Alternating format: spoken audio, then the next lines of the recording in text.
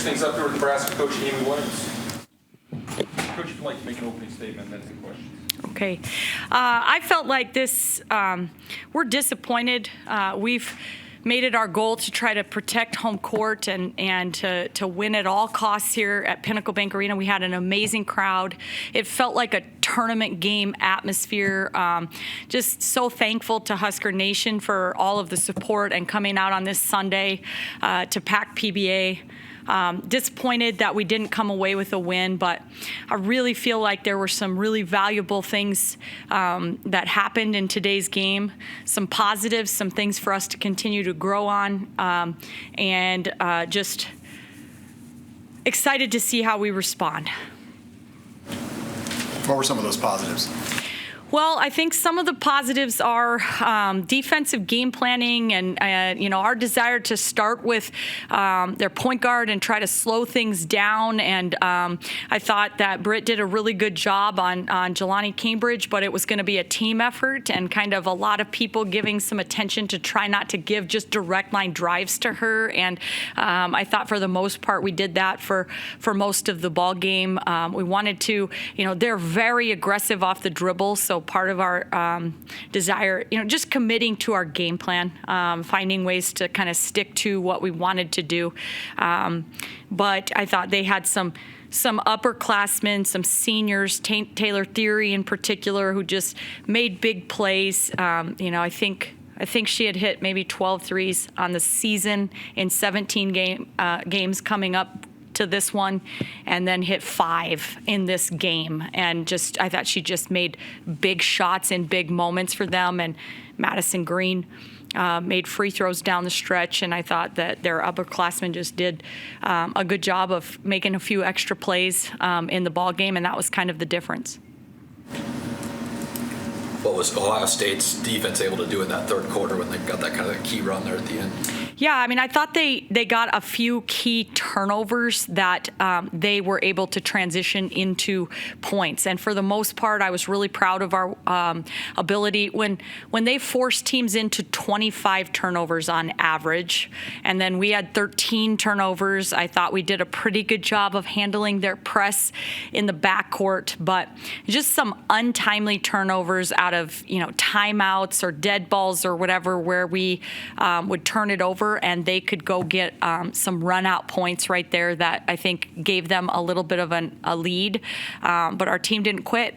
We kept fighting. We scratched and clawed back in, made it a 1-point game after that, and I think that showed great response.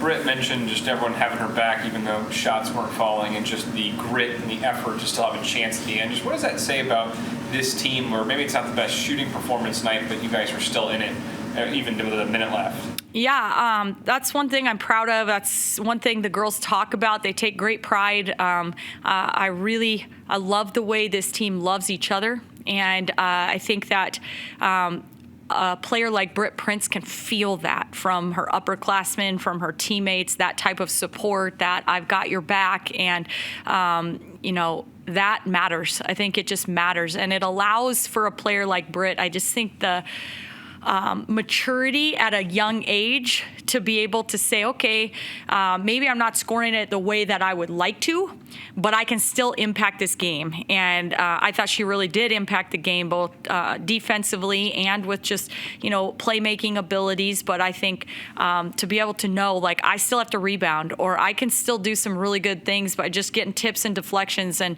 I think she had 3 steals again here tonight, and just made some plays to continue to impact the game for our team. Were you okay with the 35 3-point attempts, or did you need more post touches in this game?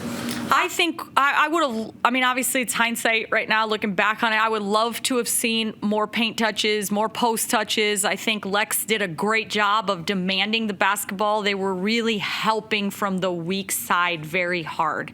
So then that led to some skip passes and open looks from really good 3-point shooters. And, we're a team that has made 23s in a game, 16 threes in our last ball game. We have very good, confident 3-point shooters. So I'm never going to tell them, those are bad shots. But I think that, we just continue to talk about and emphasize when we can, and we can get those paint touches even before we get those open looks. Usually good things happen for our team. Last year, the big win against Iowa here, and then you go and you play Ohio State, and it's a pretty significant loss. Now it's kind of the other way around. How do you get this group to look at themselves and say, okay, now we got to move on from here and kind of get on another run?